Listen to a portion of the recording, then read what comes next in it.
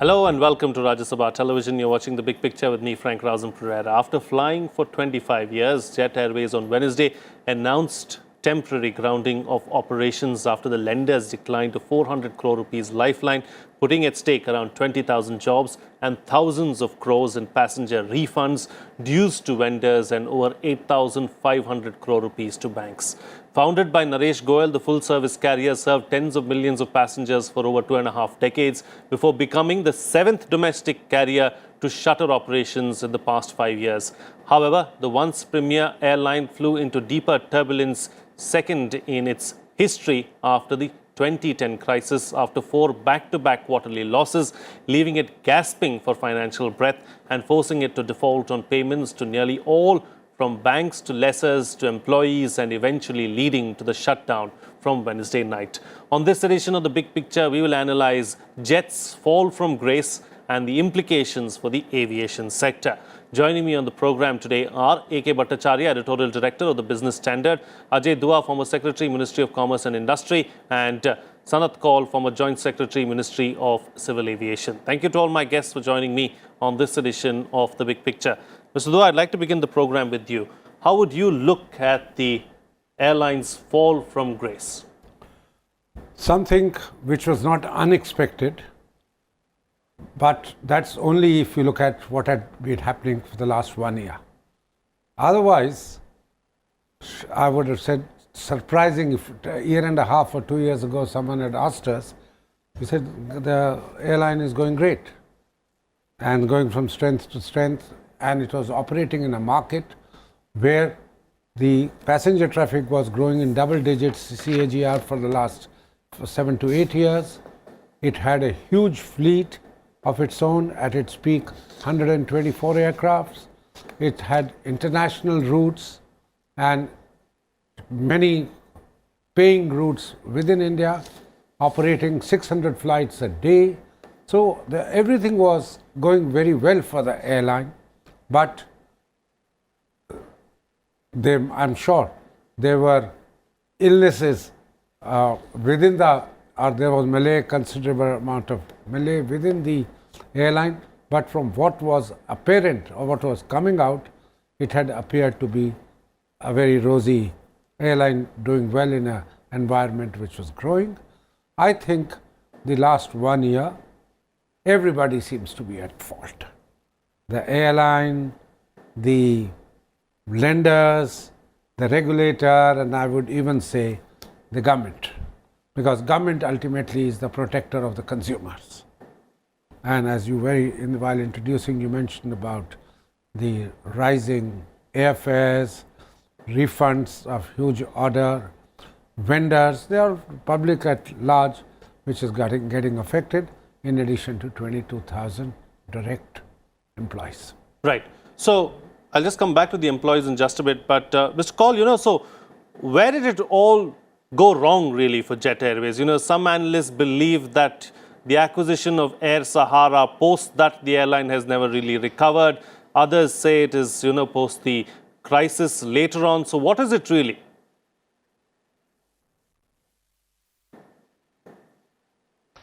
Well, if you look at it in a holistic way, first thing is that the model of full service airline, and Jet boasted of the best domestic full service airline, a model which was caught up by a disruptive, I wouldn't call it technology, but a disruptive model of low cost airlines. Now low cost airlines came, this is 25 years old, low cost airlines came 10-15 years back, and they disrupted the whole market. The growth in Indian market of double digit in airline traffic was due to the new model of low cost airlines, and Jet was caught out. In fact, it had to float its own low cost airline, Jet Light, and it was really, they're following the wrong market. So did Kingfisher, and to that extent Air India, especially in the domestic sector. International sector is a slightly different story, but domestic sector, people stopped buying business class ticket. The growth of low cost airlines led to nearly 70 plus passenger traffic in them.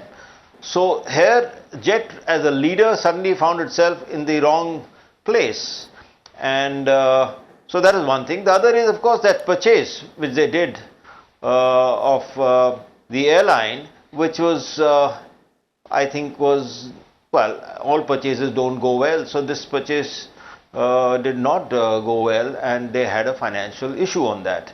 The third, of course, I don't know, but there has been a lot of protest these days by the other shareholders, other major shareholders, that Mr. Naresh Goyal must step down. So was it a management fault on his side that not only should he step down, his family members must dissociate himself? So was he interfering in the management detrimental to the company's interest?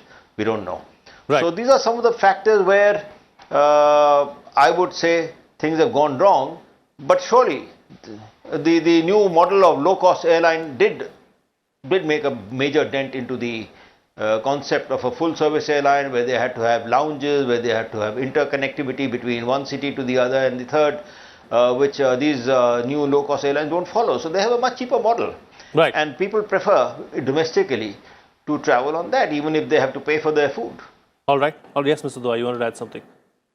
The point which Sanath just made, while I subscribe to the various reasons which he's talked about, but I think emphasizing the fact that the budget airlines only have a future in India is probably not capturing the whole picture. I go by evidence.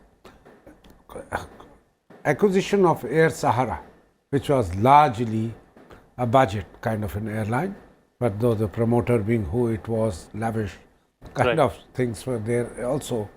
The Jet Airways did not experience the competition from airlines like Indigo, etc., right in the beginning, because its capacity utilization continued to remain quite high till recently. The market was growing, but the market was growing for everything. Its business class used to be full, domestic, international, everywhere. So the fact that it could not, that it loaded itself with too many frills, lounges and all those kind of things, what's being said, I think doesn't get quite borne by the fact that how many passengers traveled in business class with it. The fact of the matter is, and we'll probably come to it when my turn comes later after Mr. Bhattacharya has spoken, that there are several other factors which have led to what we are seeing in the airlines. The biggest of it, to my mind, is the debt which it had to incur, Right. because it went in for an expansion Sure. of overseas acquisition of aircrafts from outside, probably was done in a far more liberal manner than It should have. Yeah. All right. Mr. Bhattacharya, Yeah. couple of aspects. First, of course, is there no room for, for full service airlines in the country? There are a couple of them still in the market at the moment. And secondly, what happens to the around 20,000 employees of Jet Airways, the refunds and the debt itself? Well, I mean, I'm of the view that this thesis that because of the entry of the low-cost carriers, Jet faced a problem is probably needs to be tested. Because in India, you may be a low-cost carrier, but you're not a low-fare carrier. Your low cost is not getting translated into a fare that is cheaper than what the full service carrier is offering. Then the difference is very marginal. So what is actually happening, the real problem in my view in the aviation sector is the way the jet was mismanaged right through the last 1.5 years, 2 years in particular. And the writing was on the wall, and therefore my broad understanding of the why the jet story has taken this ugly turn is for three basic reasons. Three failures I would like to cite. One failure is at the management level itself. Now, we knew there was a problem with the Jet Airways. It was out in the public. Even the normal readers of newspapers knew it. There was a KPMG auditor who had raised questions about its accounting practices. Now, there was a company called Jet Air Trade.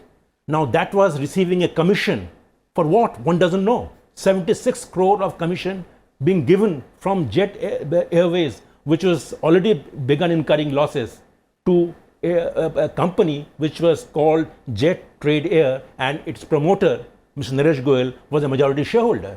Now, nobody knew about it. Why was Jet Airways, paying a selling and distribution cost of between 12 and 15% compared to other airlines of 2 to 3%? Now, so therefore, the questions about the management's inability to handle the situation comes to my mind as the first failure. The second failure, to my mind, is the bankers' failure. The lenders completely failed to understand that this company has failed to submit its accounts and repay the dues by December 2018. Now, why did not the lenders actually take the company, saying that there has been a problem with your accounts, please let us decide? So they waited. They did not go to the Insolvency and Bankruptcy Court, but they wanted to have a negotiation. And who? India's largest public sector bank, SBI. And what did they ignore? They ignored the past experience of another SBI MD, Mr. O.P. Bhatt, trying to bail out Kingfisher, which went down under. Now, clearly, the lessons learned by SBI management from what it did with Kingfisher has not been learned even by this management. It is still trying to bail it out through a negotiated settlement. In my view, this is an ultimate fit case for being referred to Insolvency and Bankruptcy Code. The Committee of Creditors should have taken charge of the company. It should have appointed the management to run the company. And while the management is running under the Committee of Creditors, the resolution process is going on. Right now, what is happening is banks are reluctant to pay extra money. The company is in trouble. Third failure is the DGCA's failure. Director General of Civil Aviation should have acted well in advance. Why are flyers crying now? Flyers are crying because Jet Airways, the problem was writ large at least 6 to 8 months ago. Why were the Jet Airways not stopped from booking in advance, for 6 months in advance? Why was the flyers in Brussels had to go back? Because the cargo company would take back the jet. So I find DGCA has failed to protect the interest of consumers. The bankers have failed to protect their own lent money. And the top management and the independent directors of Jet Airways have failed to protect the shareholders. So it is a complete failure at 3 major levels. Right. So taking the discussion forward and looking ahead now. Now we know that the airline is grounded. What to expect in the future? So, Mr. Kaul, so what's likely to happen now? There are 4 bidders really. The creditors are saying that there are 4 suitors for Jet Airways. Is this process really going to go through? What's likely to happen?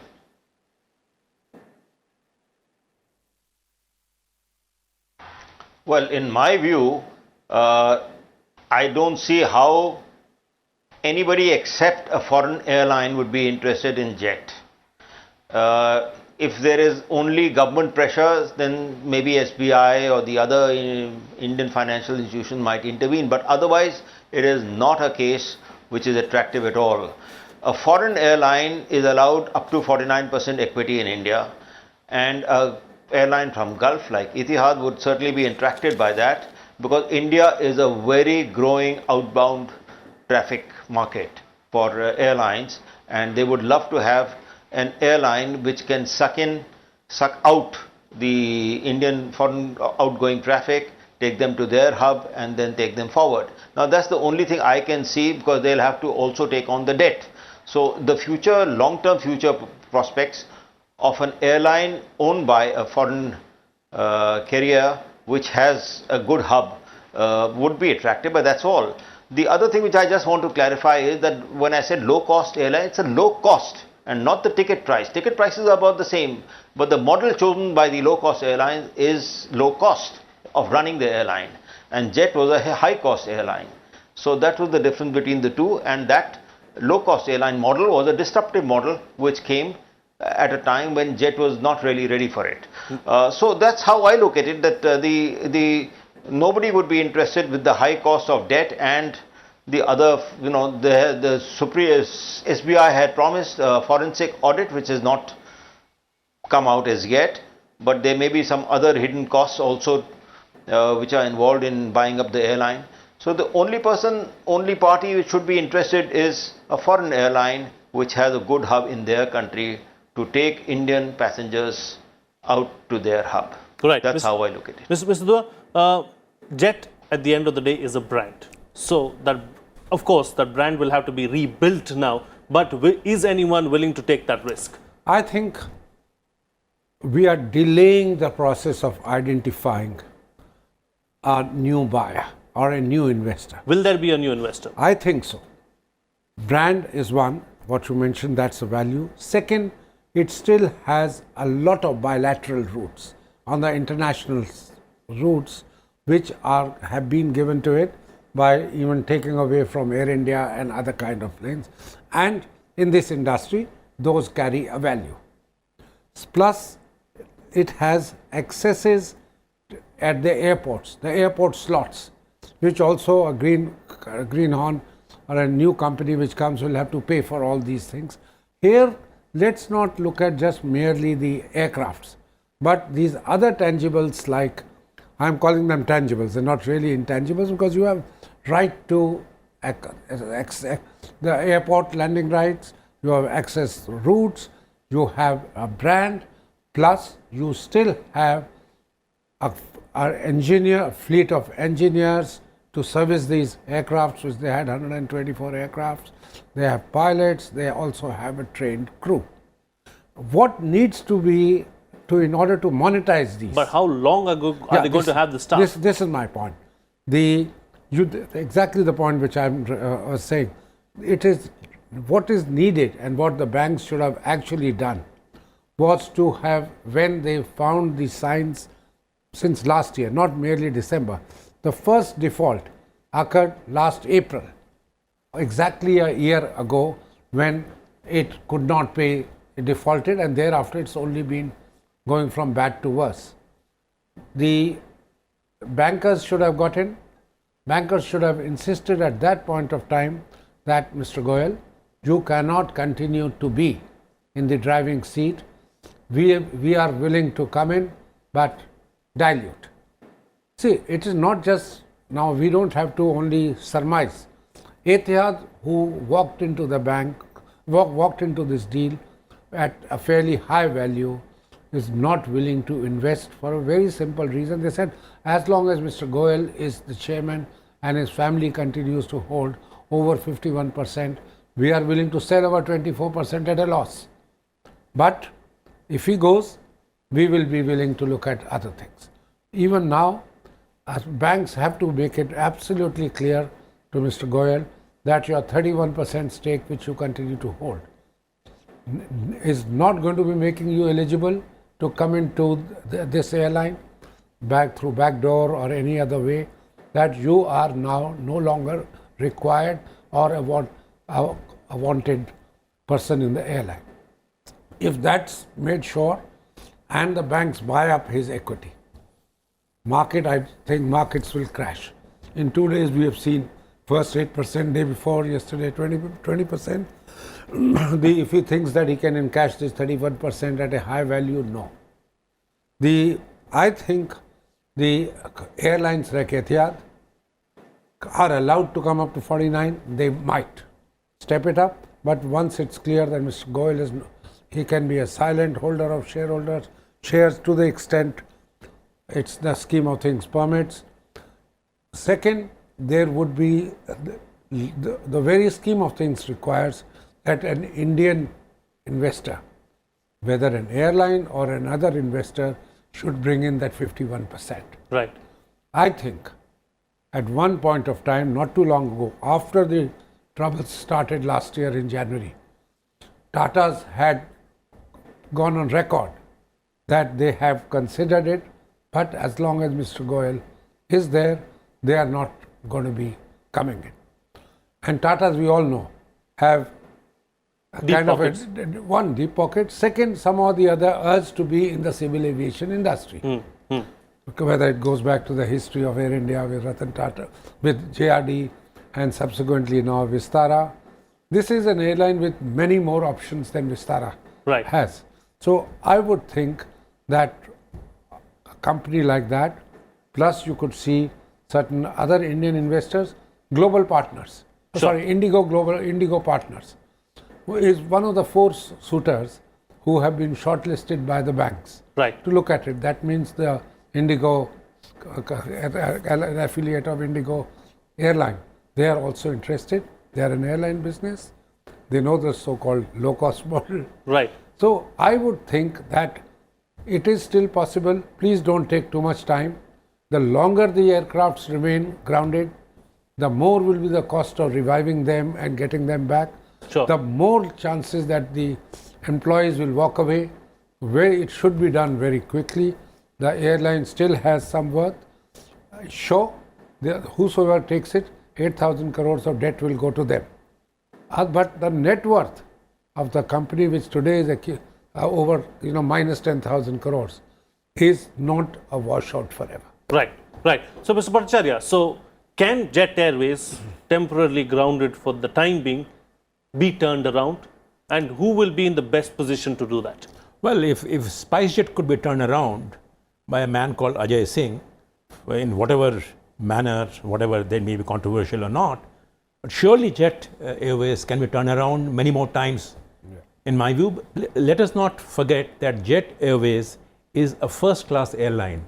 They produce, I think at a time it was running its services, it was probably the best private sector airline in the country. Yes. And I think it has got a brand equity. It can capitalize on that. So I don't see on paper why it cannot be turned around or revived. But ironically, and it is an irony of sorts, that the man who helped build this airline is actually not wanted in the airline anymore because of what I call the promoter's curse. When a promoter becomes too attached to his company or the baby, then I think a lot of problems arise. And there are also all kinds of accusations and allegations going around. I'm not going into them, but what I'm saying is this, that it can be turned around. Like in the case of Air India, there were no bidders because every bidder was believed to have said that as long as the government of India is the shareholder, I don't want to come and run the airline because I don't want interference from the government of India as the promoter. Now, similarly, I think any serious bidder of Jet will have this question that if Mr. Goyal continues to hold its 31% stake, or even if it is brought down below 26%, which means he will not have a veto power in the board resolutions, I think that kind of assurance has to be given to the company that takes over. I don't have much hope in either TPG Global or Indigo Partners being a long-term acquirer of this company, because they are coming here because they are seeing good value and they don't want it to be on their books for long. What I do see is, therefore, that if a jet has to be turned around, you need an airline to come, and my sense is, and I agree with Mr. Dua, that the Tatas are a good candidate, provided, remember that Ratan Tata's very fraught relationship with Mr. Naresh Goyal, when the Tatas were entering into a major deal with Singapore International Airlines, and what happened in the United Front days, we all know that who scuttled what. Now, the question is that can you give the assurance to a potential bidder, an airline bidder, that the existing promoter will be hands off, his shareholding will not be allowed to be translated into interference or intervention into the running of the company. Right. I think unless you do that in black and white, you will not get a serious bidder, and this company cannot be bailed out by a private equity guy or a financial capital fellow, but you need a serious airline player to come and run this service and bring it back to its glory days. All right. Closing comments now from all my guests. Starting first with you, Mr. Kaul. Talks were being made about the routes, and the lucrative routes that Jet Airways has. But how long will Jet Airways be able to hold on to these routes? Because everyone in the industry is vying for them.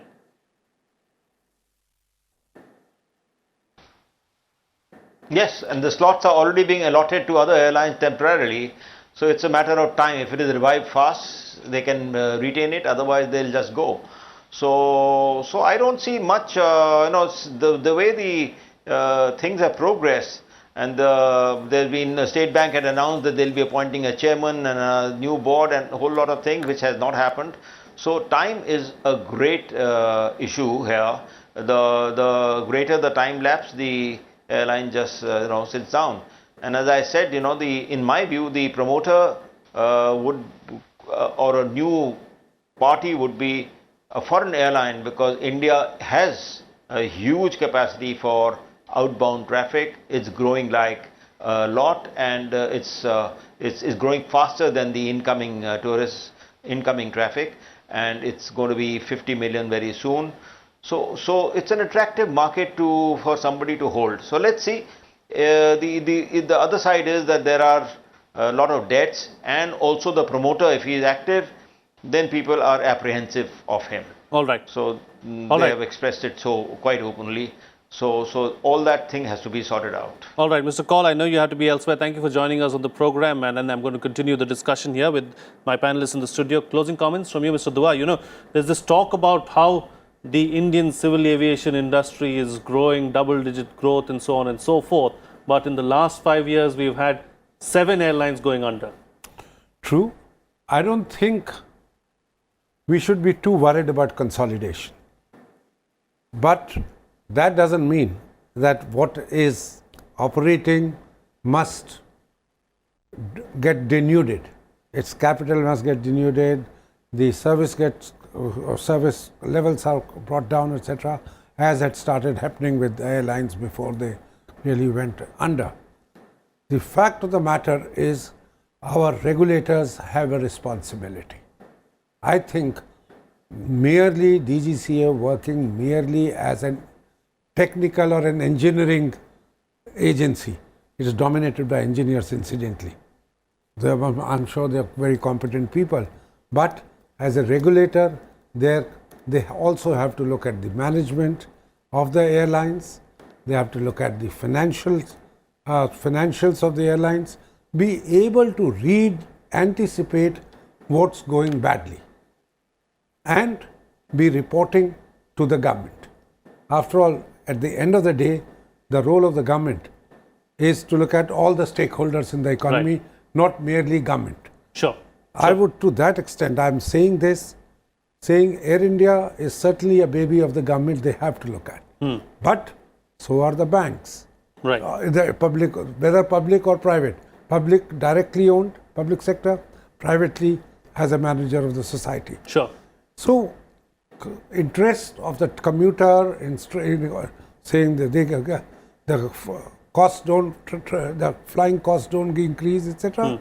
So the government cannot take a stand saying, and which it seems to have taken, that we will adopt a hands-off approach. Right. Only yesterday, for the first time, after the government, after this went under, and it was reported to it by the Jet Airways that we are no longer operating, then the government has said, we will get involved in it, but there are regulations to handle every situation, which still means that the government is trying to take a hands-off approach. Right. I would think that the government needs to get involved much more as the custodian of the society and make sure that the facilities which are running well are brought under.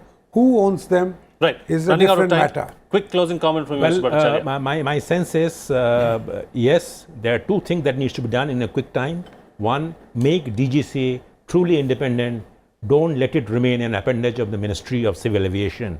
I think it's time that reform needs to be introduced. DGCA should be an independent, autonomous regulator on paper and in practice. Number 1. Number 2, and final point, is that do not get into this habit of price fixation and introducing price caps. This is a dangerous path.